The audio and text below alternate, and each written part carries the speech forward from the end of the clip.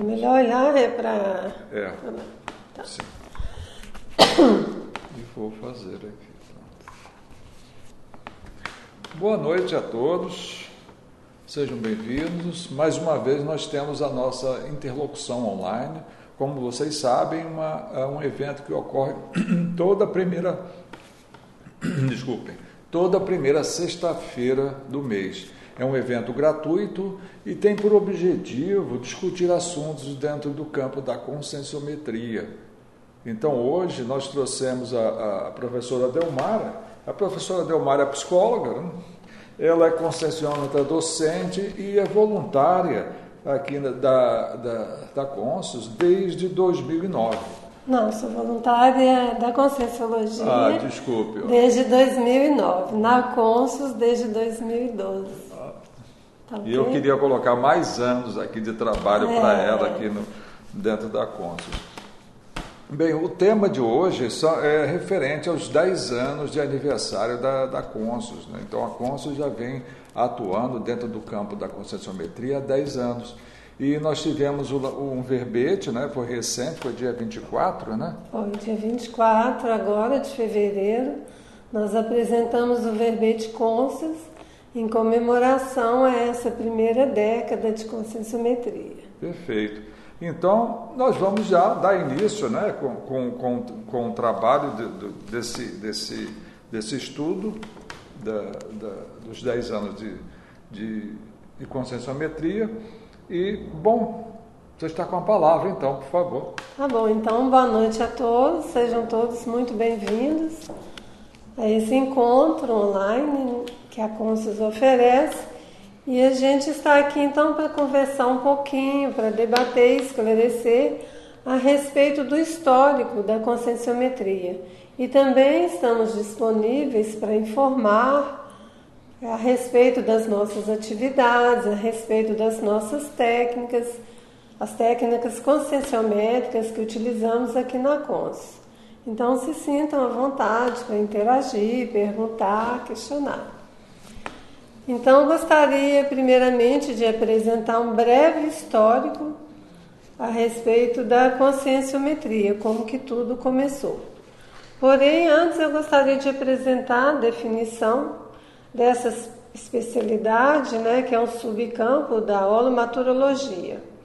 Então, a conscienciometrologia é a especialidade da conscienciologia aplicada ao estudo do conjunto de regras para a métrica, as medidas da condição, da função ou qualidade da consciência através dos recursos e métodos oferecidos pela abordagem da consciência inteira, capazes de assentar as bases possíveis da matematização da consciência, por exemplo, através do conscienciograma.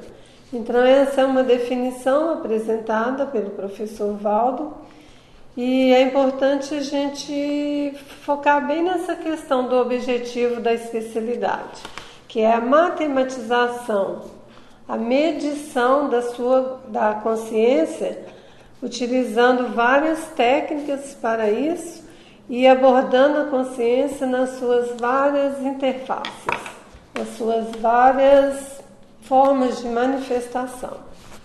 Tá okay? Eu gostaria de comentar uma coisa sempre que me chamou a atenção, que é essa frase, matematização da consciência.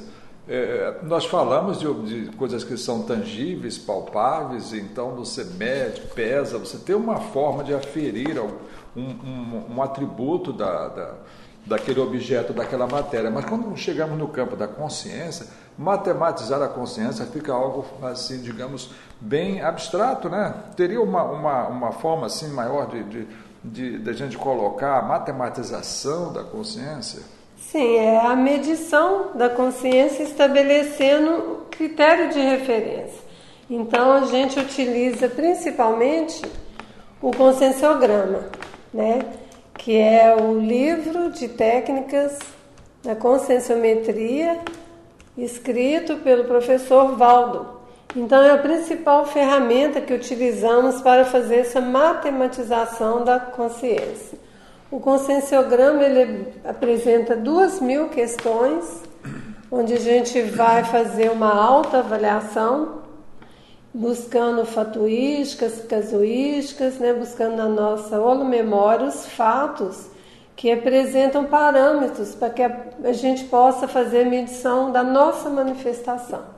Então, depois a gente pode falar um pouquinho mais detalhado a respeito do conscienciograma, mas a matematização é basicamente isso, estabelecer um critério de avaliação. E o conscienciograma considera o ser serenão como a referência para a gente fazer essa autoavaliação. Quando eu estava pensando em matematização, eu vi a concluir, me parece que é por aí mesmo, né? Que a manifestação da consciência era feita através dos traços, né? Então a matematização é exatamente medir o quanto desse traço é existente, o quanto desse traço é intenso, ou ele é fraco, ou falta na consciência. Então é por aí eu vejo que existe o processo da medição, matematização da consciência. Exatamente, os traços são as características que a consciência apresenta na sua manifestação. Então, em vários contextos diferentes, aquela característica da consciência vai se apresentar. É o que denominamos traço consciencial. E a conscienciometria, por uma questão didática, ela identifica os traços já desenvolvidos como o trafor, os traços que são fardos, que são um empecilho à evolução consciencial, que são traços fardos, que pesam na evolução consciencial, nós denominamos trafar, e o traço faltante, que é aquele que a consciência precisa desenvolver para caminhar no seu processo evolutivo, é o trafal. Então, avaliamos, matematizamos a consciência exatamente como o Humberto trouxe, avaliando a nossa manifestação através da identificação de traços desenvolvidos ou não, ou traços faltantes. E também utilizamos atributos, né, Humberto? Na nossa avaliação, utilizamos os atributos para serem avaliados, que são as potencialidades da consciência. Todos nós, como consciência, temos potencial a ser desenvolvido. E durante as nossas ressomas, a gente vai desenvolvendo esses atributos a partir das nossas vivências e experiências. Então, a matematização da consciência é um processo complexo. É exatamente a identificação, a avaliação, a medição dos traços e atributos que a personalidade apresenta naquele momento que ela está fazendo a autoconscienciometria. Eu penso que isso é bem natural nas pessoas, porque elas até falam assim, não, o meu amigo, ele dá o nome, por exemplo, Paulo, ele é nota 10, e daí falam de um outro que a pessoa não gosta, assim, não, aquele é um 0 à esquerda. Sim. Então, parece que nós já temos intuitivamente um processo de medição da manifestação da outra consciência. Mas eu estou vendo aqui nos teus trabalhos, né, que quando começou aí o processo da conscienciometria. Sim, eu trouxe um pouquinho a respeito do histórico da conscienciometrologia para a gente contextualizar a especialidade. Então, eu peguei dados no artigo da autora Meracilde Daroit, que é nossa colega voluntária aqui na Cons. Ela escreveu um artigo publicado na revista Consciência, onde ela trouxe os dados históricos da conscienciometrologia. Então, eu gostaria de trazer alguns fatos importantes que marcaram o desenvolvimento dessa especialidade. Então, o professor Valdo Vieira, numa entrevista que ele deu a respeito do desenvolvimento da conscienciometria, ele afirma que ele iniciou os estudos, as pesquisas a respeito da personalidade a partir de 1950. Então, veja bem, né? O conscienciograma ele foi lançado em 1996, mas a partir da década de 1950 ele já estava colecionando trabalhos, pesquisas a respeito do estudo da personalidade. E ele cita que foi publicado o primeiro livro com conteúdo conscienciométrico, que foi um livro psicografado por ele. O livro se chama Conduta Espírita. Então, nesse livro apresenta as bases da consciência-terapia e as bases da conscienciometria. Então, a partir de 1950, já se iniciaram as pesquisas a respeito da conscienciometria. Em 1990, então, o professor Valdo apresenta a elaboração do conscienciograma. Ele estava já elaborando e ele apresentou essa proposta. Em 92, foi realizado o curso ECP1 no IPC do Rio de Janeiro, que é quando começou a se utilizar técnicas conscienciométricas. Então, o ECP1 ele tem essa característica, né, de se utilizar a conscienciometria, a autoconscienciometria no desenvolver do curso. Em 1994 foi publicado o Tratado 700 Experimentos da Conscienciologia, que é um tratado que ele traz já a proposta da autoconscienciometria. São vários testes onde a pessoa vai fazer já a sua autoavaliação. Então, esse tratado ele foi lançado com um dos objetivos, era já preparar a massa crítica para lançar o conscienciograma depois. Em 1996, houve um curso no Rio de Janeiro, no IPC, pelo professor Valdo Vieira, que já foi um curso sobre o conscienciograma. E logo em seguida foi lançado o livro no Rio de Janeiro, né? O conscienciograma foi lançado no Rio de Janeiro e logo em seguida foi lançado em Natal. E foi também feito o primeiro curso com cobaia voluntário do conscienciograma, onde o professor Valdo foi a cobaia voluntária. Você quer que aguarde um pouquinho? Não, podemos continuar. Em 1997, houve uma publicação pelo CAEC do livro 100 Testes da Conscienciometria. E foi lançado também o conscienciograma em espanhol. Surgiu também nessa época o Grupom, que foi um grupo para o estudo da conscienciometria, através de debate e estudo de uma folha de avaliação do conscienciograma toda semana. Então, a cada semana, esse grupo estudava uma folha de avaliação. Em 2000, aconteceram os cursos conscienciograma na prática. Um no Rio de Janeiro, outro em Foz do Iguaçu. Foi também proposto por João Bonassi o curso de imersão autoconscienciometria. Foi quando ele lançou a proposta do gráfico 360 graus da consciência. O gráfico 360 graus da consciência é essa planilha. É uma planilha eletrônica que vocês podem encontrar no nosso site. Ela apresenta esse gráfico da consciência que nós chamamos de gráfico conscienciométrico. Ele é um gráfico 360 graus, onde a gente vai fazer a transposição das notas atribuídas a cada uma das questões no conscienciograma para essa planilha. E depois essa planilha gera esse gráfico que vocês podem ver aqui. Nesse gráfico a gente consegue ter uma visão atual da nossa manifestação. Então, essa técnica é muito utilizada na conscienciometria.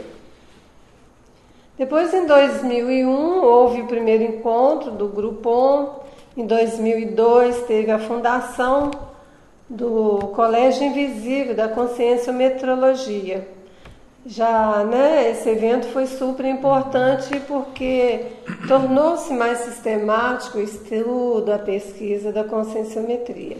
E nessa época também teve o lançamento da revista Virtual Cons, essa revista aqui. Então ela traz já algumas técnicas de autopesquisa. algumas técnicas propostas pela conscienciometria. Interessante que eu estava em Londres, eu recebi um exemplar dessa revista na época e guardei. Eu falei, não, eu não estou entendendo ainda do que vinha a ser, né? Mas eu guardei o exemplar. Então você já estava acessando a conscienciometria, né? E é interessante que ela apresenta uma técnica. Foi a primeira técnica apresentada, é a técnica chamada de SAP. Que a proposta é você fazer uma síntese, uma análise e uma pergunta a respeito de cada questão do conscienciograma para facilitar a autoanálise. Depois, em 2003, aconteceram vários encontros no CAEC, cujo tema dos encontros era conscienciometria. Então, houveram os encontros 1 e 2 do Colégio Invisível da Conscienciometrologia e o primeiro encontro do Grupom, que era esse grupo de estudo da técnica. Em 2004, houve a publicação do primeiro método de pesquisa na revista Consciência, que é um artigo de autoria da Luimara Schmidt e da Rosa Nader. E o nome desse artigo é Cosmoeticometria. Então, foi o primeiro artigo que trouxe a técnica da metria. Em 2005, houve um incremento maior do estudo da conscienciometria. Aconteceram vários cursos, oficinas, debates no CAEC, em Foz do Iguaçu, e a revista Consciência, de número 9, ela foi inteirinha sobre conscienciometria, colocando assim a evidência de um incremento maior já da especialidade. Também aconteceu o grupo de desenvolvimento conscienciométrico, que era um grupo de desenvolvimento contínuo da conscienciometria. Houve o curso Glasnost, que era para favorecer a visão da autoconscienciometria, e o curso Aprofundamento Conscienciométrico, com a participação do professor Valdo Vieira. Logo em seguida, foi formada uma comissão de conscienciometria junto à Unicim, para elaborar o projeto de constituição da 9C. Então, foi todo esse trâmite de acontecimentos, de eventos, crescendo, um agrupamento de pessoas, né? Pelo meu relato, dá para ver que as pessoas foram chegando, se agrupando de acordo com a afinidade com a especialidade. E então, em 2006, no dia 24 de fevereiro, foi a implantação da mais 9C, Conscius, cuja especialidade é a conscienciometrologia. A implantação da Conscius coincidiu com 10 anos de lançamento do conscienciograma. Então, atualmente, nós comemoramos 10 anos. São 2 eventos. De Conscius e 20 anos de lançamento do livro Conscienciograma. Eu participei no Rio de Janeiro, foi em 93 ou 94. Não, ele foi lançado em 96, né? 96. Eu participei de um curso com o professor Valdo Vieira no Rio de Janeiro e realmente eu tive bastante dificuldade de entender o livro. E daí, obviamente, ele ficou de lado, né? Aguardando aí uma maturidade maior para começar a aprofundar. Logo que eu cheguei na Conscienciologia, eu conheci o livro, comprei, levei para casa. Quando eu cheguei em casa, que eu fui ler, também não entendi nada. Não entendi nada e guardei o livro. Ele ficou guardado durante um bom tempo. Depois, né, a partir do momento que eu comecei a me inteirar melhor da Conscienciologia e das especialidades, é que eu comecei a utilizar. Então, após vir aqui em Foz e conhecer o trabalho da OEC, eu me submeti à consciência terapia, que eu me propus a aplicar a técnica da câmara de reflexão. Então, eu separava 3 horas toda semana para fazer a câmara de reflexão. E aí foi quando eu comecei a utilizar o livro nas minhas reflexões. E aí foi muito interessante porque de repente eu comecei a entender a proposta do livro. Caiu a ficha. Cair a ficha e ter resultados na autoavaliação. Foi bem interessante. Eu tinha muitas dificuldades com o livro, porque como eu iria medir alguma coisa que não é palpável, né? E a intensidade daquilo, a existência daquilo, e ainda dar uma nota. Então isso era muito difícil. E daí eu migrei para os outros livros, né? E passei a estudar os demais livros.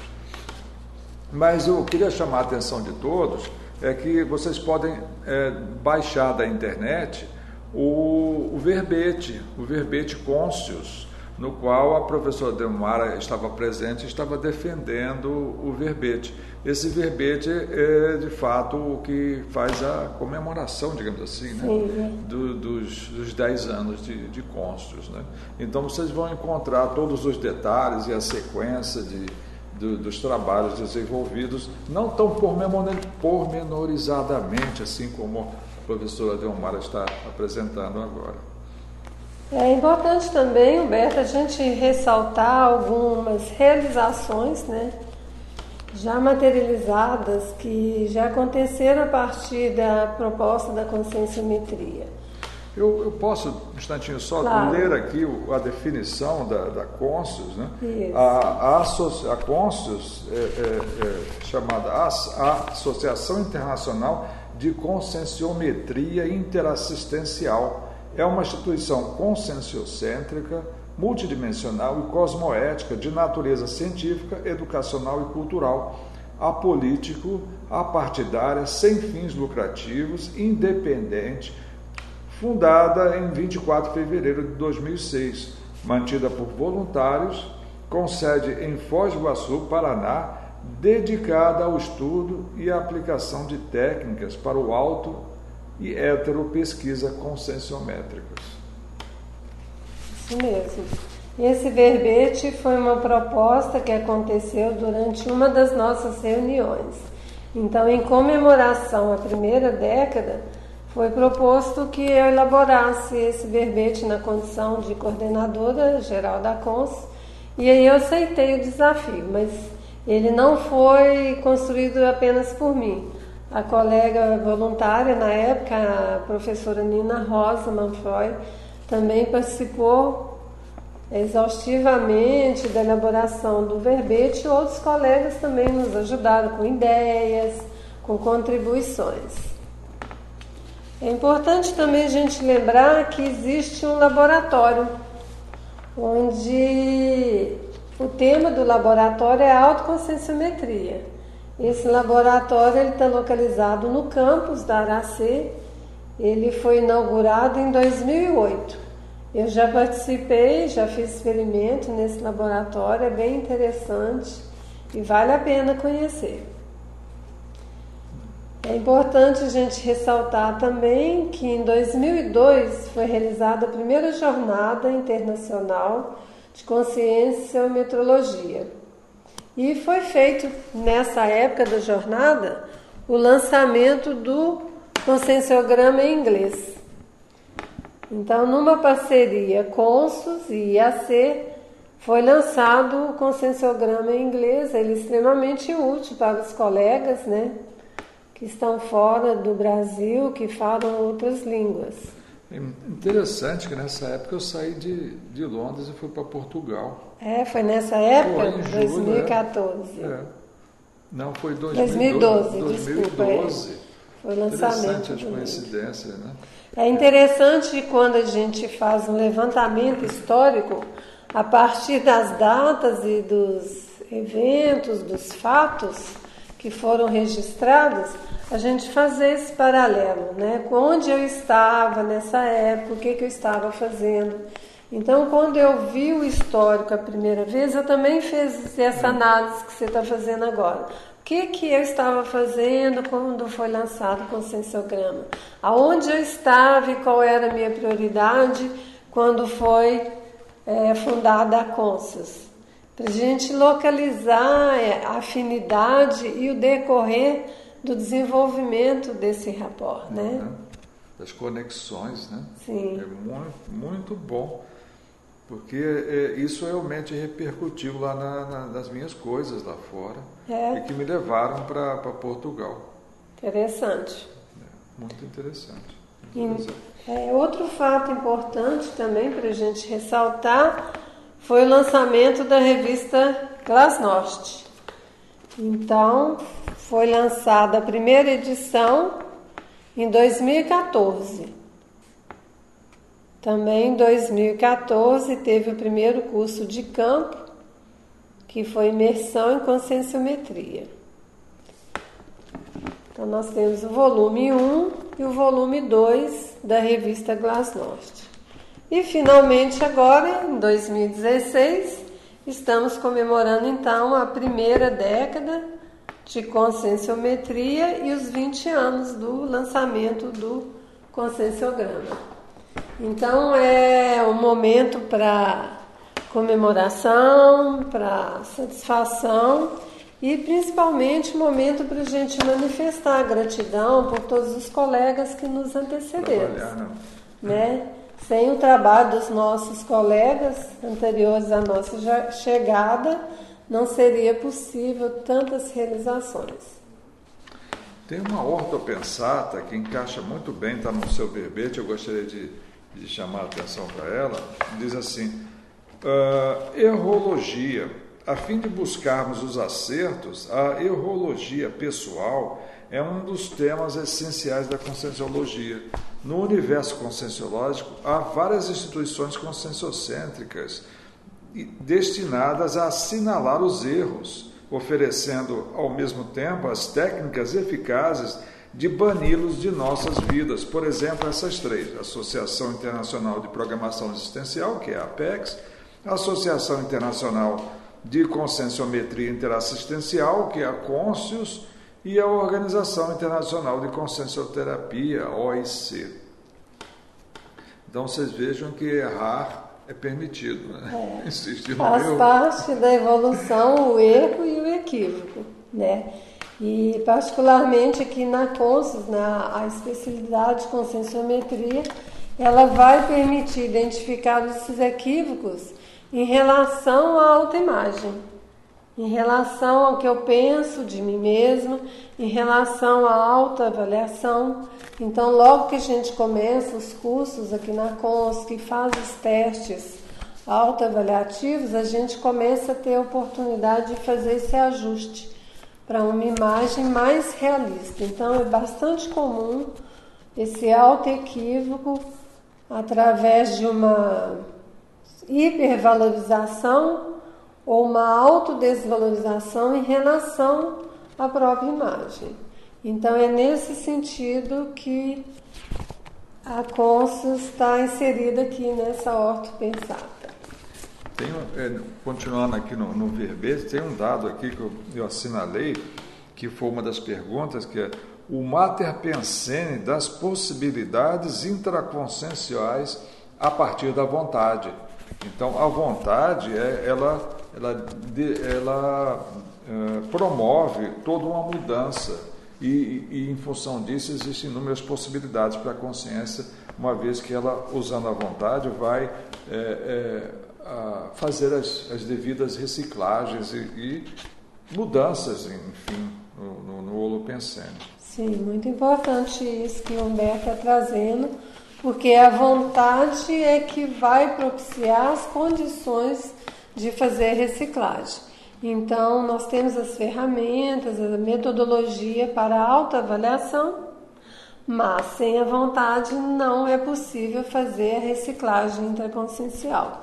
Então, toda reciclagem vai depender bastante da vontade que a consciência coloca nesse processo de autotransformação, de autorreeducação.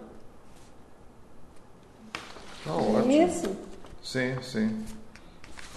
Mas quais são as técnicas conscienciométricas utilizadas para a avaliação da consciência? Essa é uma pergunta, creio que muitas pessoas estão interessadas em saber. Sim, atualmente nós temos já desenvolvidas várias técnicas que podemos utilizar na autoavaliação, utilizando como principal instrumento o conscienciograma, né? Como eu disse, com as 2.000 questões. Então, o conscienciograma ele é dividido em 10 sessões. Essas sessões, elas trazem, cada uma delas, 10 temas, e cada folha de avaliação, que é um tema, ela é constituída por 20 questões, que são colocadas numa ordem progressiva evolutiva. Então, a gente vai pegar a folha de avaliação ou as folhas de avaliação e vai fazer uma análise rápida da consciência. Essa é uma das técnicas. Essa análise rápida não significa que ela é superficial. Então, ela é rápida, mas ela é abrangente. Ela é breve. Você não se detém demasiadamente em cada questão. Então, essa é uma das técnicas.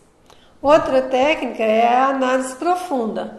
Aí você vai parar mais em cada questão. Aí você vai detalhar de uma forma exaustiva cada uma das propostas. E principalmente você vai fazer uma análise baseada em fatos, em casuística. Então é uma análise mais profunda, mais detalhada, baseada em casuística. É interessante enfatizar a questão da casuística. Sim. São os fatos, não aquilo que a pessoa imagina ou aquilo que ela pensa que ela é capaz. É exatamente aquilo que ela já fez, que ela é capaz de realizar, das ações, enfim, da própria consciência. Sim, a correção da autoimagem, quando ela é distorcida, é possível a partir disso que você está colocando. Eu vou responder uma questão do conscienciograma, eu vou me autoanalisar, me autoavaliar a partir da proposta da questão, me utilizando de fatos. Então, essa técnica traz maior realismo a partir da autoavaliação, porque é baseado em fatos. É isso? A gente tem uma outra técnica também, que é a análise-síntese. A análise-síntese é quando é utilizado uma seção do conscienciograma. Eu já respondi todas as questões daquela sessão e eu vou fazer uma análise-síntese daquela sessão. Então, eu posso pegar aqui, por exemplo, a seção racionalidade. São 10 folhas de avaliação. A partir do preenchimento das notas dessas questões, nessa sessão, eu vou fazer uma análise-síntese, elencando todos os trafores que eu encontrei naquela sessão, os trafares e os trafais. Então, a partir da identificação dos traços, eu posso identificar qual é o megatrafor dentro daquela sessão, qual é o megatrafar e qual é o traço prioritário a ser desenvolvido. Então, essa técnica é chamada análise-síntese. Ela é utilizada principalmente no curso Recim 2, que é quando a gente fecha a sessão com aquela síntese da sessão através da identificação dos traços. Interessante é que eu estou fazendo o Recim 2, que à medida que você vai progredindo, aquela mesma página te mostra uma sutileza, e aquele traço que aparentemente parecia ser fraco, né, ou faltante, ele se apresenta com uma outra visão na medida que a pessoa ganha mais lucidez, né? E aí dá para compor um outro quadro da análise síntese do megatrafor, etc, etc. Sim, e também à medida que a gente vai se habilitando na autoavaliação, na utilização do conscienciograma, a gente começa a desdramatizar essa autoavaliação, principalmente em relação ao trafar. Então a gente vai conseguindo ver maior detalhismo, com maior clareza, porque a gente vai deixando de dramatizar ou de se auto-vitimizar. E isso permite uma maior lucidez em relação a si mesmo. Essa, digamos assim, qualidade que é desdramatizar o que nós descobrimos a nosso respeito, eu vejo isso como muito importante, porque no processo evolutivo você vai descobrindo tanta coisa errada, sim, tanta coisa que é difícil e que te traz problemas, etc., que uma vez que você desdramatiza, você começa a priorizar o que é importante e o que não é importante agora, nesse momento, para ser modificado, né? Exatamente. E a dramatização ou a auto-vitimização, ela é psicossomática, né, Humberto? E toda emoção, todo drama do psicossoma acaba obnubilando a consciência. A partir do momento que a gente minimiza, né, ou consegue superar esse tipo de manifestação, a gente consegue desenvolver uma maior clareza, uma maior lucidez no processo de autoavaliação. Me veio uma ideia que esse processo de dramatizar está muito em função do que as pessoas pensam, né? Então você fica naquela condição de esperar que o outro te considere em um certo nível, não se é bom, se é ruim, e isso então cria um drama, porque você não atende às expectativas e aí começa a entrar em conflito, né? Sim, passa a ser praticamente uma crença. Né? Por exemplo, a pessoa achar que ela precisa agradar a todo mundo, passa a ser um esquema cognitivo, né? E uma crença que muitas vezes instala um jeito próprio de pensar que passa a ser automático.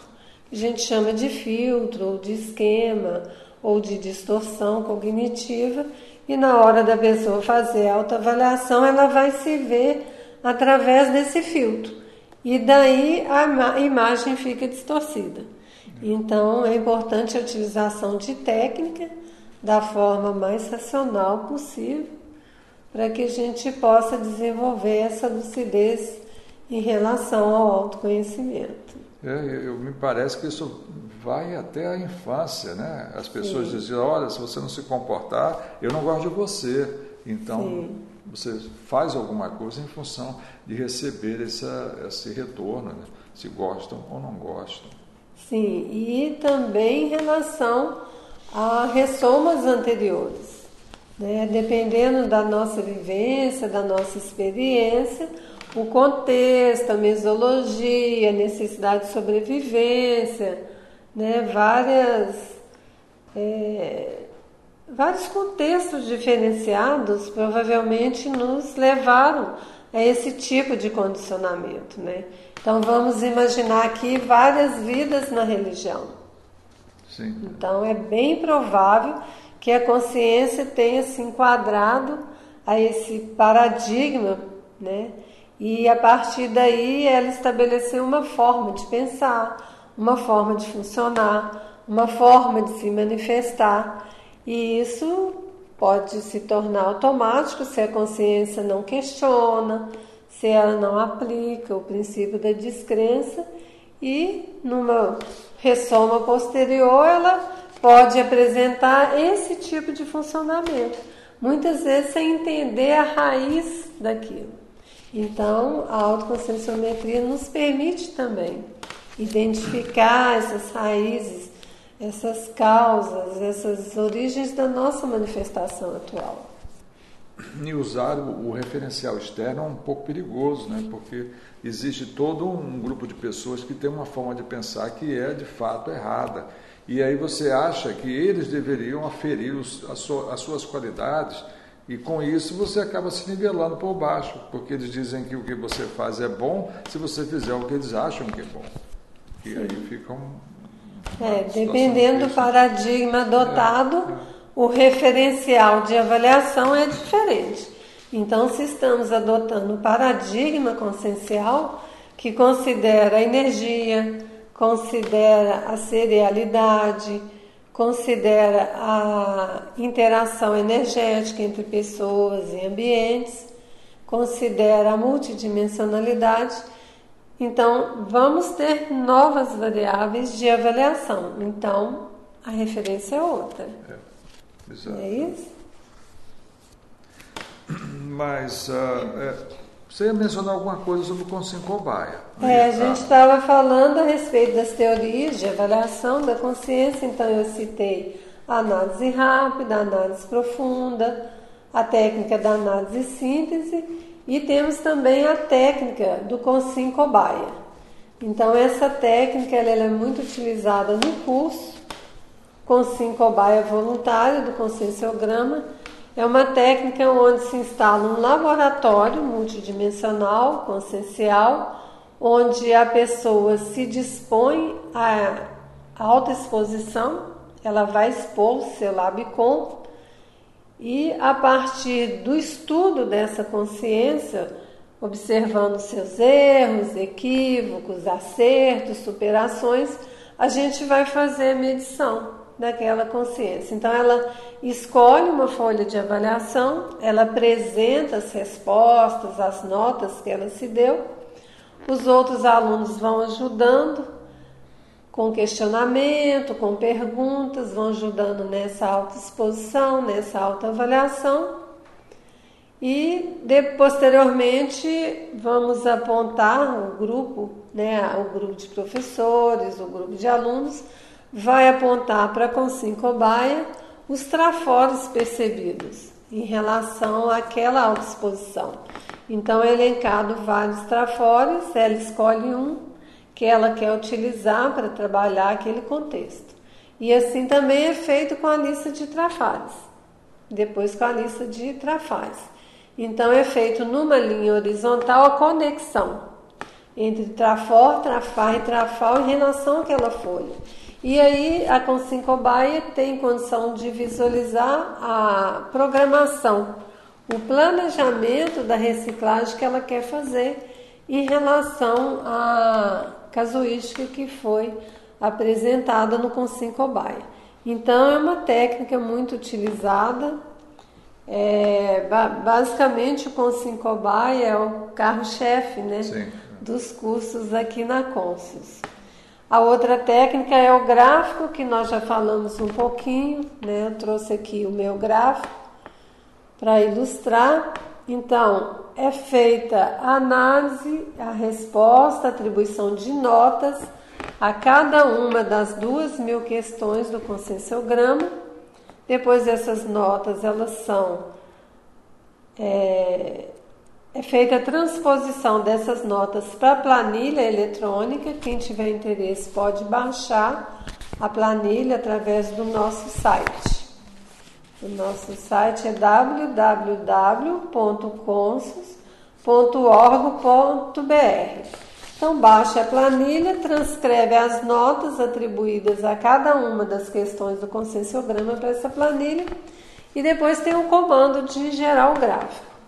Então, é feita a geração do gráfico, onde ele traz a possibilidade de vários tipos de análise. Então, a gente vai analisar aqui, nesse quadrante, a seção... Acho melhor chegar para cá, Dá para ver? Posso? Pode pegar. Acho que todos estão vendo agora. Isso. Nesse quadrante... é possível visualizar a seção do conscienciograma onde se obteve a maior nota e a menor nota. Então, isso nos permite uma análise, uma busca de coerência na nossa manifestação. E também tem a possibilidade, o gráfico gera a nota total. Então, a partir dessa nota total, nós podemos fazer a localização do nosso nível evolutivo de acordo com os parâmetros da escala evolutiva das consciências. Então, também, a partir desse dado, é possível a gente avaliar o nível da nossa coerência na autoavaliação. Essa planilha... Tá ok, Humberto. Essa planilha, ela gera também essa listagem. Vai ficar um pouco difícil das pessoas verem, Não dá para ver. Mas essa listagem apresenta por ordem de nota cada uma das folhas de avaliação do conscienciograma. Então a gente pode colocar por ordem, ela faz uma tabela por ordem de nota e nós aí vamos identificar quais são as folhas de avaliação que são trafor para a gente, ou quais que são trafar ou trafal, que são as sessões quando nos atribuímos menores notas. Então vocês podem ver que essa planilha traz uma série de possibilidades de autoanálise. Eu queria chamar a atenção para o gráfico, porque uma vez que as pessoas preenchem, elas sabem o que elas estão fazendo. O que elas fazem gera repercussões. Aquilo que ela não está fazendo também gera repercussões. E aquilo que é ausente, que ela nem recuperou na sua manifestação, também gera repercussões. Então, a pessoa se conscientizando daquilo que ela não faz e daquilo que falta fazer, ela consegue melhorar o nível evolutivo. Então, por aí nós falamos da questão da Recim. Sim, particularmente eu acho assim, um instrumento importantíssimo, tanto para o autoconhecimento quanto para o autoempoderamento. Eu vejo que é uma ferramenta para o autoempoderamento, no sentido de que à medida que você vai fazendo a autoavaliação, a automedição, você vai se conhecendo melhor. Então, a princípio, você vai reconstruindo a autoimagem num aspecto mais realista, o que é um grande ganho. Sim. Porque viver se enganando é a grande perda. Então, há um aumento do autoconhecimento e há a possibilidade da consciência, visualizando a sua atual condição evolutiva, ela fazer o seu planejamento evolutivo. Então ela pode identificar qual é a prioridade de reciclagem naquele momento, qual é a bola da vez, o que ela quer trabalhar e planejar e realizar a sua reciclagem. Então eu vejo que é um instrumento de autoempoderamento que eu avalio como muito valioso, porque você começa a adquirir condições para promover as próprias mudanças. Então, você adquirir ferramentas para automudanças é um grande poder. Sim, um poder genuíno, válido, evolutivo, que é o poder de se transformar. Eu vejo como um dos maiores poderes da consciência elas deter meios, condições, capacidade e vontade suficiente para ela própria se transformar.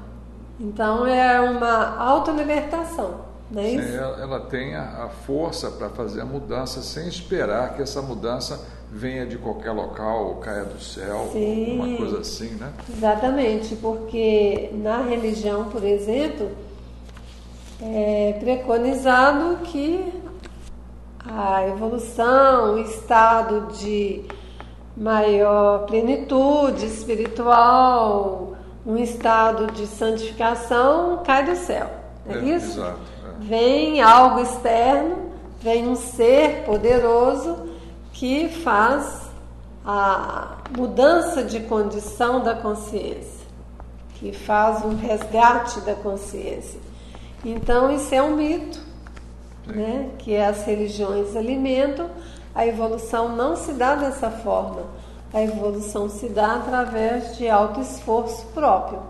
Então eu vejo que se prover de instrumento, de metodologia, de condições para fazer a autoavaliação, a autorreeducação e a automudança evolutiva é primordial no desenvolvimento evolutivo de cada consciência. Você vê ao longo do tempo quantas pessoas, né, chegou ao final do ano, que pedem e esperam que esse pedido seja atendido, que esse pedido, na verdade, é uma mudança para melhor, financeira ou emocional. Em algum nível a pessoa quer melhorar, mas ela pede e ela aguarda que essa melhoria chegue, quer dizer, ela não toma uma iniciativa, ela não faz algo para que isso ocorra. E pior, muitas vezes o que ela faz é um autossacrifício, né? Muitas vezes a religião incute na cabeça das pessoas que se ela sofrer bastante, Sim, né? Se ela fizer um autossacrifício muito grande, ou se ela usar o chicote em si mesma, ela vai conquistar um estado evolutivo melhor. não é isso? Mas a gente, a partir dos estudos e das próprias experiências e dos relatos, a gente sabe que a evolução não acontece assim. Eu até coloco no meu verbete, na mitologia, Sim. o mito da evolução sem autoesforços, né? Sem autoconscienciometria. Tem um dado aqui que acho que vem a favor do que nós estamos comentando, que é o laboratório conscienciológico da vida cotidiana diuturna. Sim. Que é o nosso dia a dia sendo usado a favor da melhoria própria, Sim. né? Então você fazer uma mudança e ver o que repercussões isso traz no ambiente, nas suas relações, etc. Sim, e utilizar os acontecimentos da nossa vida diária para a autoobservação, não é isso? Então, nos vários ambientes que eu vou, nas várias relações que eu estabeleço com o meu grupo de amigos, com a minha família, no meu grupo de trabalho, eu posso estar observando a minha manifestação, eu posso estar pesquisando como eu estou me comportando. Então, o laboratório da vida no dia a dia, ele é riquíssimo nesse processo de autoconhecimento, autoavaliação e também a observação do outro, né? Sim. Aprendemos muito observando as outras pessoas, tanto na questão de admirarmos um exemplo a ser seguido, quanto muitas vezes podemos observar alguns erros e equívocos que podemos evitar, podemos aprender observando as outras pessoas, não é isso, Beto? E tem um dado aqui no seu verbete, que é o efeito evolutivo da autorreeducação conscienciométrica. Então, toda essa autoavaliação e a mudança traz um efeito. Sim. E é palpável, quer dizer, a pessoa vai verificar e constatar, não é um processo da imaginação ou da expectativa ou algo que não provém da ação da pessoa. Exatamente, porque essa reeducação conscienciométrica, ela requer avaliação e reciclagem contínua. Então, aqui a gente, de forma didática, a gente organizou essas etapas da reciclagem através do ciclo conscienciométrico. Então, organizamos as etapas desse processo através de denominações. Então, são 4 etapas no ciclo conscienciométrico. A primeira etapa é a avaliação. É aquele momento que a consciência vai fazer uma autoinvestigação técnica. Ela vai se autopesquisar, ela vai identificar como está a sua manifestação. A partir dessa avaliação, ela vai fazer o autodiagnóstico. O autodiagnóstico é a identificação e o posicionamento que a pessoa vai assumir perante o que ela identificou da sua própria realidade intraconsciencial. Então ela se posiciona, eu tenho esse traço, ele se manifesta dessa forma, ele é trafor ou é trafar. Depois vem a etapa da reciclagem, que é quando ela pesquisou, identificou, fez o autodiagnóstico e ela se propõe a fazer a autorreeducação. É o momento que ela vai enfrentar aquela mudança que ela quer fazer, e então se processa o autodesassédio. E a 4ª etapa do ciclo conscienciométrico é o momento que a consciência volta a fazer a avaliação. Então nós chamamos a reavaliação. Ela volta àquela situação para fazer a reverificação da realidade que foi pesquisada, para ela avaliar ali o quanto ela já conseguiu mudar, porque a reciclagem a gente sabe que é um processo, não é de um dia para o outro que a gente consegue fazer a transformação total. E ela vai então fazer essa reverificação e a proposição de novas prioridades evolutivas, ou seja, qual é a prioridade de reciclagem no momento. Então, a partir do momento que ela vai aplicando e replicando esse ciclo conscienciométrico, ela consegue desenvolver essa autossustentabilidade racinológica. Eu poderia colocar o curso com 5 Obaia nesse mecanismo, porque às vezes a gente faz o autodiagnóstico, mas não consegue verificar ou perceber um aspecto difícil de manifestação. E o Conselho Cobaia vai dar esse respaldo, né? Sim. As pessoas vão apontar Sim. e vão te dar esse feedback, né? Porque nós temos pontos cegos, né? Nós temos pontos na nossa manifestação que eles se apresentam muitas vezes como bloqueio, como um trauma, como ponto cego. E nesse tipo de manifestação, o olhar do outro nos ajuda muito, né?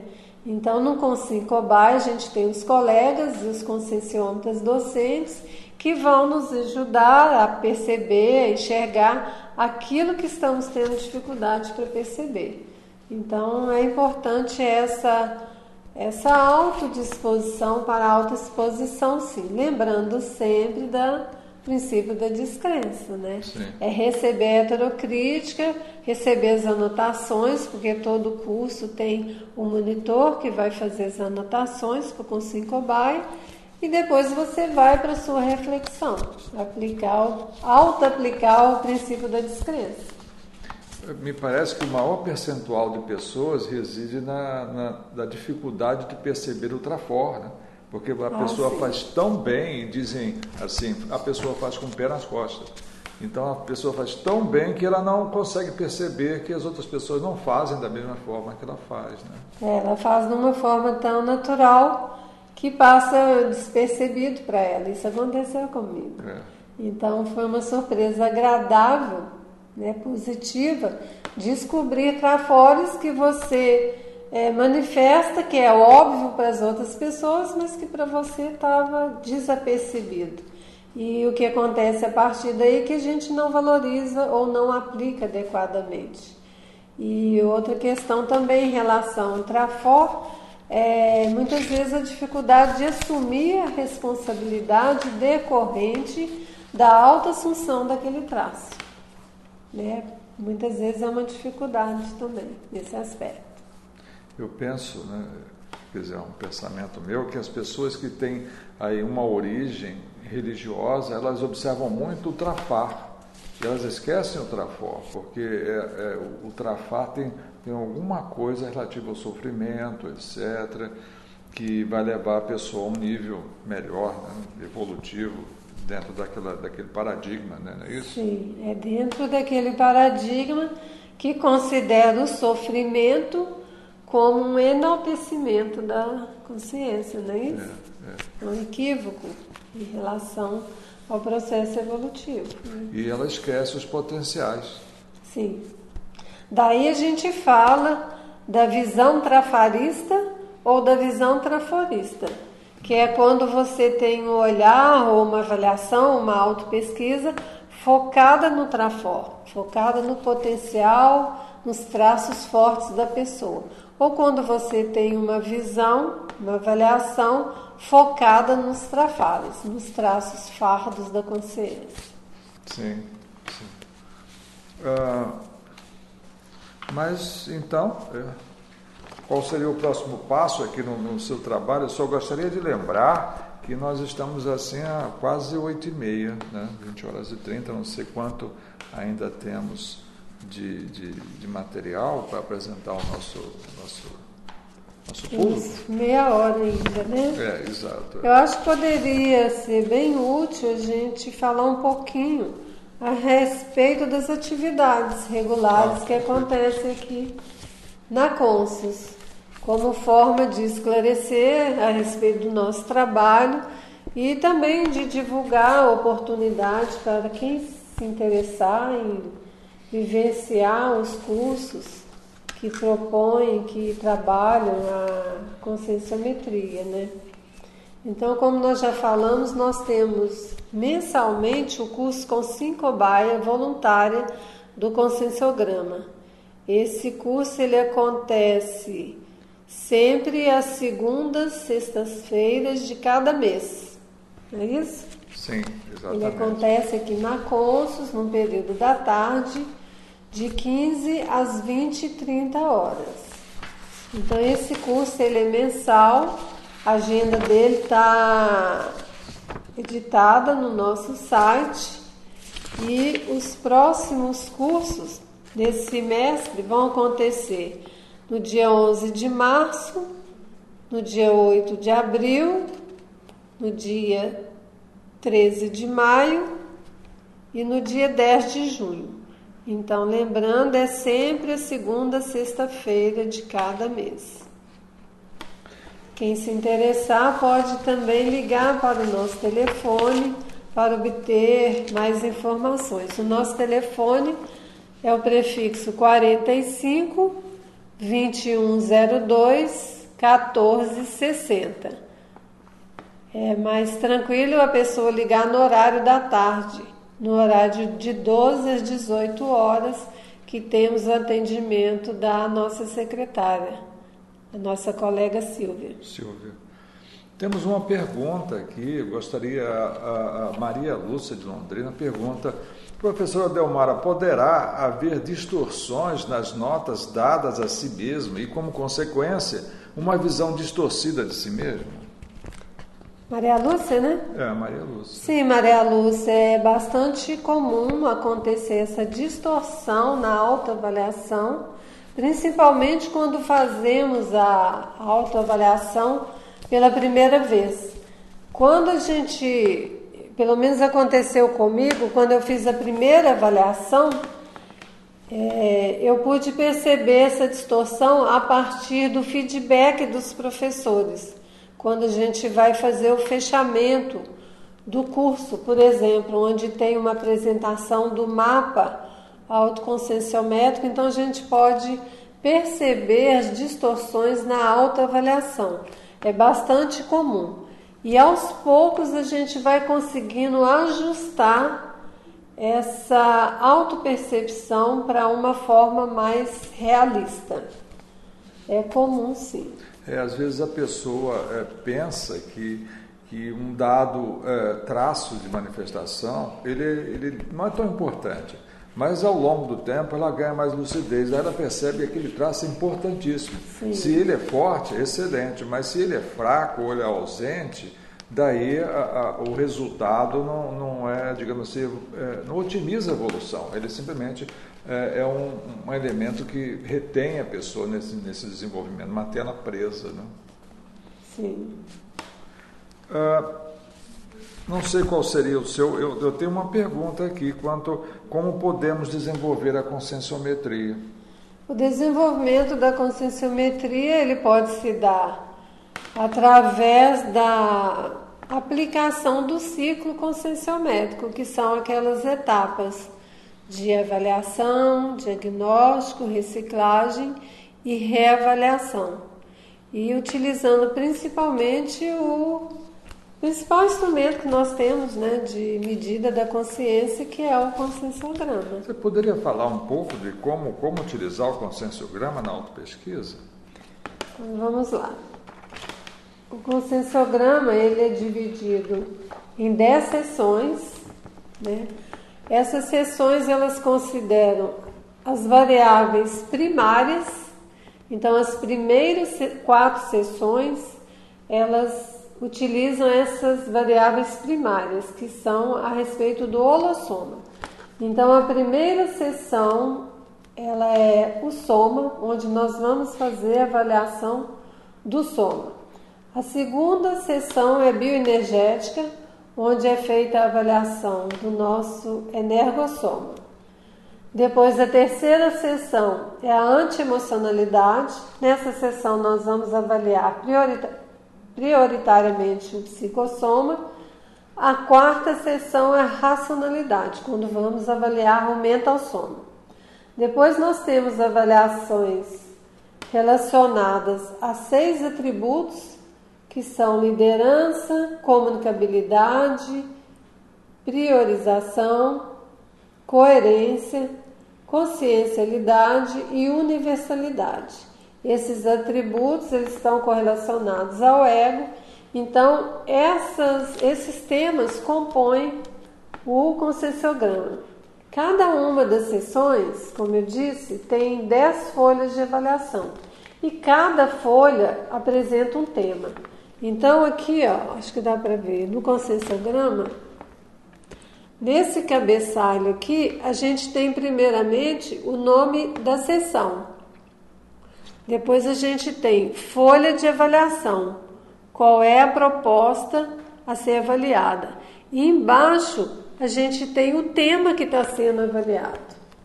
Então nós vamos pegar ou cada uma das páginas numa sequência ou escolher um tema que quer avaliar. Então aqui no índice do livro a gente tem uma relação de temas que compõem o conscienciograma. Deixa eu ver qual página que está. Aqui a partir da página 38. Então tem aqui as sessões e os temas a serem avaliados. Então eu posso escolher por aqui o tema que eu quero fazer a autoavaliação. E eu vou, então, a partir da escolha da folha, ler a questão, né? Se eu tiver dúvida em relação a algum termo, eu vou usar o dicionário e vou buscar fatos relacionados à minha manifestação dentro daquela pergunta. E vou atribuir uma nota para mim. Uma nota de 0,1 a 1. E vou, aliás, 0,0 a 1,0. E assim eu vou fazendo com cada questão. Vou atribuindo as notas. E se quiser depois, vai transpor essas notas para a planilha. E caso tenha alguma dificuldade para entender a questão ou dificuldade para se avaliar em relação a alguma questão, é indicado que a pessoa leia e busque compreender a questão anterior e a questão posterior. E depois ela volta naquela questão que ela está com dúvida. E assim ela vai fazendo com as questões. Ou ela faz em relação a uma sessão, ou ela faz em relação a uma folha que é prioridade para ela naquele momento, ou ela faz em relação ao livro todo. O interessante do conscienciograma é que ele começa, no decurso da leitura, a fazer uma separação do que o que é a consciência e dos veículos e da forma com que a pessoa utiliza os veículos, né? Então tem perguntas que são simples, né? Como você faz ginástica, mas podemos criar uma pergunta agora, nesse momento. Por exemplo, o que você bebe ao longo do dia? Então existem pessoas que ingerem Coca-Cola, elas não bebem água. Outras preferem cerveja, então calor bem grande, a pessoa bebe só cerveja ou chopp. Mas ela cuida bem do carro. No tanque de gasolina, ela não coloca óleo, não coloca água, ela coloca gasolina ou, se for o caso, o álcool. Então ela cuida bem do carro, porque o carro funciona bem assim, são as especificações técnicas. Ela não presta atenção às especificações técnicas do próprio corpo. E em consequência disso, ela tem repercussões que são parte aí das dores, as dificuldades que o corpo apresenta e indica, na verdade, o corpo informa que ele não está funcionando bem. E a pessoa vai ao médico, pede o medicamento, assim que ela fica boa, ela retorna ao processo de envenenamento do corpo. E fica um ciclo indefinido, né? Sim, ela não consegue fazer reciclagem, né? Muitas vezes ela identifica uma manifestação inadequada em relação ao próprio soma e ela, às vezes, até se propõe fazer uma reciclagem, mas dependendo da vontade ou da falta de vontade, ela não consegue completar o ciclo, que é a autorreeducação. A gente tem aqui na Cons o curso EAD, né, Humberto? Sim. Você também voluntaria atualmente no curso EAD, que é o curso Conscienciograma Sem Drama. Esse curso tem a duração de 7 meses, não é isso? 7 meses. 7 meses, onde a pessoa vai responder todas as questões do conscienciograma com auxílio de uma equipe de conscienciômetra.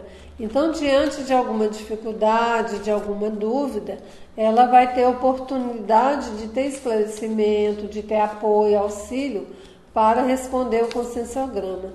No final do curso, ela pode transpor as notas para a planilha eletrônica e gerar o gráfico para que ela faça uma análise dessa avaliação em relação com o conscienciograma. Quer acrescentar mais alguma coisa em relação ao curso? Tem um dado aqui na parte da parafatologia do verbete que diz assim: a recuperação de cons na análise autoconscienciométrica. Com o trabalho junto ao conscienciograma, você vai recuperando cons, porque você vai se distanciando dessa condição de ser simplesmente um ser humano. Você vai percebendo gradativamente que você é uma consciência. E em função disso vem toda aquela memória do seu período intermissivo, da sua realidade maior e mais, digamos assim, e muitas das vezes mais forte do que o próprio corpo, permitindo que a paragenética supere a genética, a deficiência ou a dificuldade que o corpo apresente, né? Sim, isso que o Humberto está trazendo é muito importante, porque a proposta do conscienciograma, de acordo com as palavras do professor Valdo Vieira, é a antecipação da entrevista com o veluciólogo. Então, a partir de várias perguntas a ele em relação a como seria a entrevista intermissiva com o evoluciólogo, ele se pautou muito nessas perguntas, nessas dúvidas também, para elaborar o livro. Então, diante das questões e da autoavaliação, a gente já está antecipando uma entrevista intermissiva com o evoluciólogo, que é quando a gente vai fazer essa autoavaliação, não é isso? Perfeito, exato. Então, o conscienciograma está diretamente ligado ao nosso curso intermissivo. E eu estou vendo um outro aspecto aqui do verbete, que é a área dos efeitos, ou a efeitologia. Sim. E tem um aspecto aqui interessante, ó, o efeito pacificador da desdramatização na auto- e heteroconscienciometria.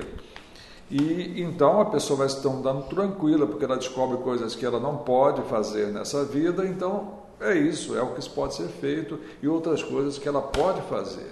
Então ela começa a trabalhar em termos de prioridades, sem ficar tão ansiosa em alcançar um nível que não é possível numa vida, como nós recebemos, como é passado dentro da religião, né? Você alcançar aquele nível maior. Ele não é alcançável em uma vida só. Sim, e o autoconhecimento por si, ele já é autopacificador, né? Porque quando a gente desconhece as próprias capacidades, as próprias habilidades, as próprias fissuras, as próprias vulnerabilidades, isso traz uma certa insegurança. O autodesconhecimento traz insegurança. A partir do momento que vamos nos auto-pesquisando, nos autoconhecendo melhor, é possível conquistar um estado mais pacificador.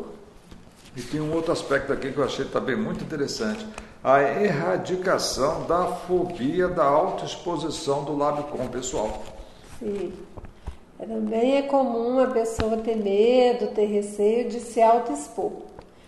E, geralmente, a primeira vez que nós vamos fazer isso, eu pelo menos senti, dá um friozinho na barriga. É comum. Mas logo passa e a gente consegue perceber o ganho evolutivo que se conquista nessa autoexposição, porque como eu disse, o aumento do autoconhecimento traz uma tranquilidade. E você conseguir mapear a prioridade da sua reciclagem, os traços que você quer superar, os trafores que você já tem desenvolvido e que você pode utilizar nessa reciclagem, isso é tranquilizador. Eu costumo dizer que a conscienciometria, ela te dá o mapa da mina. Sim. Né? Por onde eu vou? Como que eu vou fazer isso? E aonde eu vou chegar? Eu vou conquistar um melhor nível evolutivo. Tem um outro efeito que, na sequência da nossa discussão, são os efeitos do modus operandi conscienciométrico na ampliação da inteligência evolutiva. Então, criar um hábito, uma rotina conscienciométrica. E assim a pessoa segue A gente vai desenvolvendo a paraperceptibilidade também. À medida que vamos utilizando técnicas, instrumentos e metodologia para a autoavaliação, isso começa a ficar natural, gente. Então, você está ali no ambiente ou numa reunião e de repente você sente um incômodo. Então, você já conhece técnicas para fazer autopesquisa, para se pesquisar em relação àquilo que você está sentindo. Então, vai ficando natural, você vai começando a cada vez mais ampliar esse campo de autopercepção e heteropercepção também, né? À medida que vamos nos observando, vamos desenvolvendo também a capacidade de perceber o outro. E eu vejo que isso é extremamente importante na interassistência, porque se conseguirmos perceber o outro com uma certa acuidade, isso facilita a adequação da assistência, não é isso? O que vamos esclarecer, como vamos falar, qual a melhor forma de abordar aquela consciência. Então, é interassistencial. Interessante isso. Me parece que essa autoavaliação é como se fosse um tabu. As pessoas têm dificuldade, né? Eu, por exemplo, eu passei aqui próximo ao CAE, que tinha uma placa, que estão reformando e alargando a rua, tem uma placa dizendo assim: transtorno temporário, benefício permanente. Fica aí uma sugestão, né? Você fazer uma camiseta e então ter essa informação para as pessoas: olha, eu estou em reciclagem, então é um transtorno temporário, mas é um benefício permanente na questão evolutiva. Sim, eu queria trazer também como informação para quem está participando da interlocução a realização da 3ª Jornada Internacional de Consciência e Metrologia, que vai acontecer aqui em Foz do Iguaçu no período de 1 a 3 de julho deste ano. Então, quem tiver interesse em participar da nossa jornada, que tem o objetivo de divulgar, de expandir os estudos e a divulgação das pesquisas em consciência e metrologia.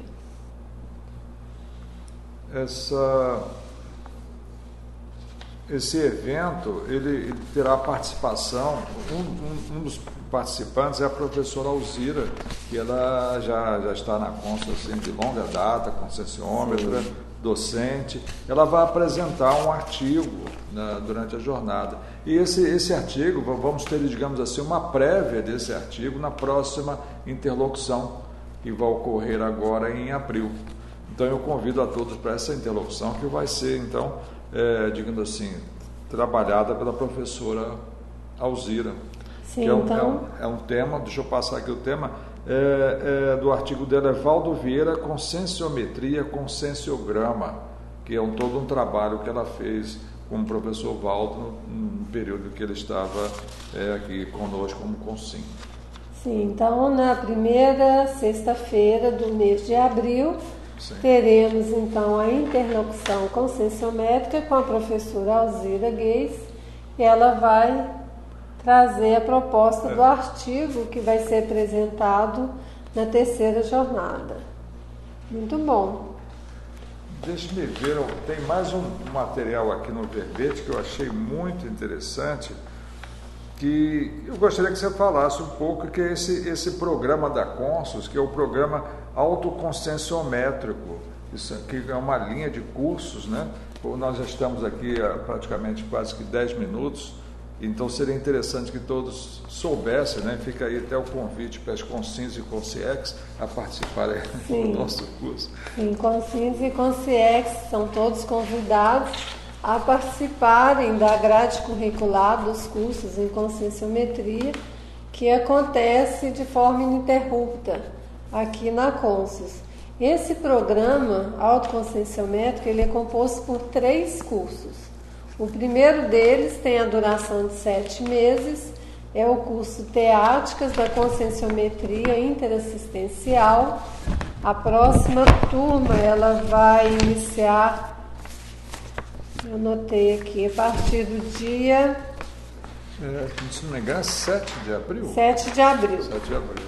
A partir do dia 7 de abril, numa quinta-feira à tarde, não é isso? 7 de abril. O curso é presencial, não presencial. Não é online. Começa o curso Teáticas em Conscienciometria Interassistencial. Então, esse é o primeiro curso desse programa autoconscienciométrico. Depois desse curso, que ele é composto por vários conteúdos teóricos e vários testes autoavaliativos, depois desse curso tem o Recim 1, que também tem a duração de 7 meses, onde o aluno vai responder o conscienciograma utilizando aquela técnica que eu falei da análise rápida.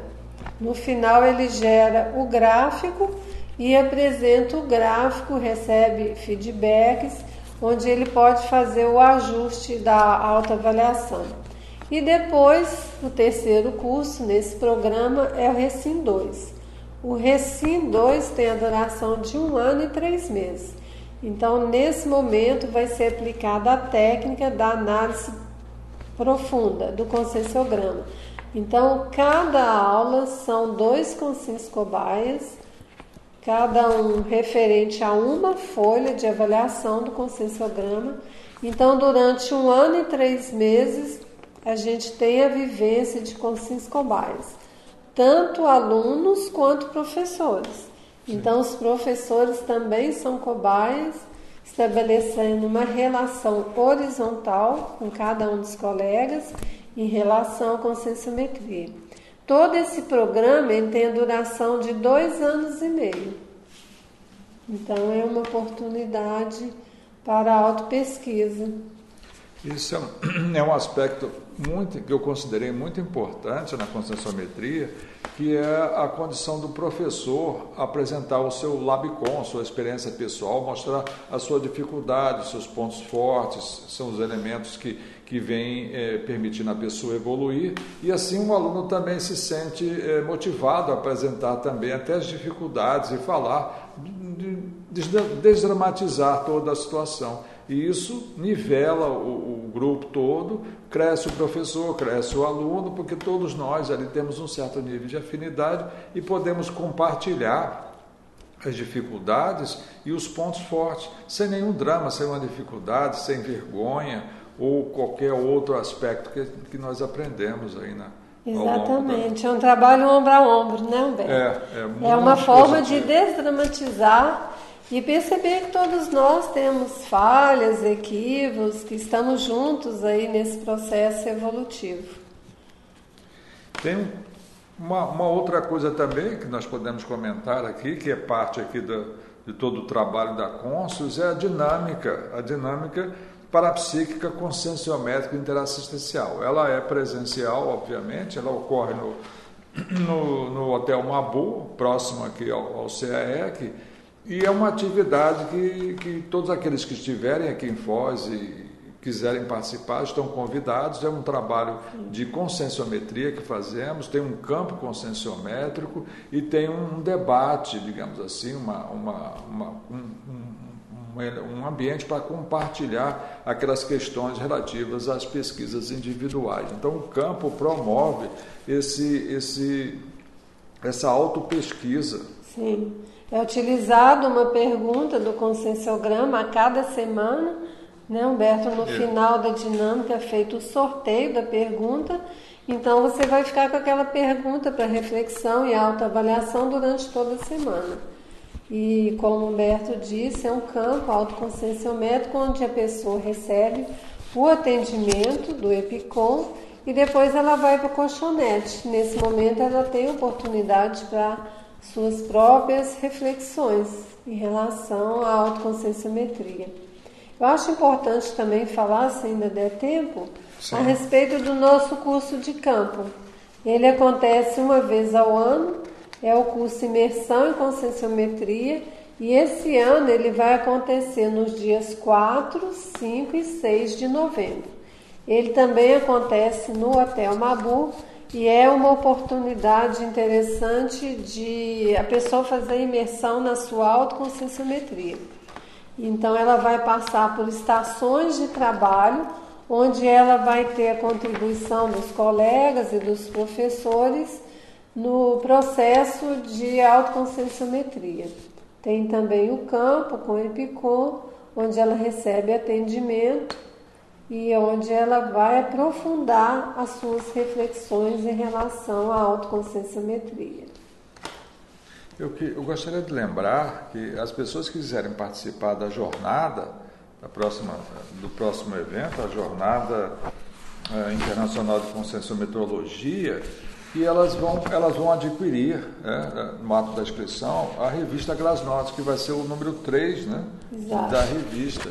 E aqueles que não puderem comparecer, eles podem fazer inscrição e participar do evento online. Nós vamos estar assim conectados através da internet e a pessoa pode assistir de onde ela estiver.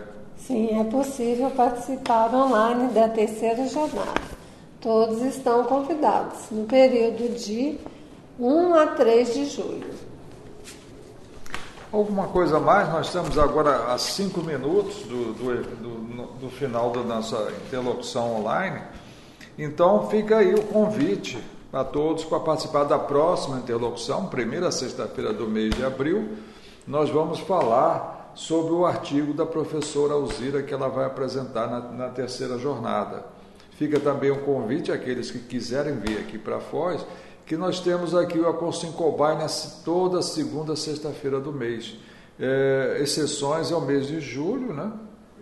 Mês das férias, e o mês de dezembro e janeiro, quando nós temos duas Consincobaias, o que contribui muito, né? A pessoa quer passar um mês aqui no CAEC e ficar hospedado aqui, ela tem a oportunidade de fazer a dinâmica, fazer o Consincobai, e nós temos a preceptoria, que é uma atividade na qual a pessoa tem um atendimento mais particular, digamos assim, né? Com 2 conscienciômetros. Isso.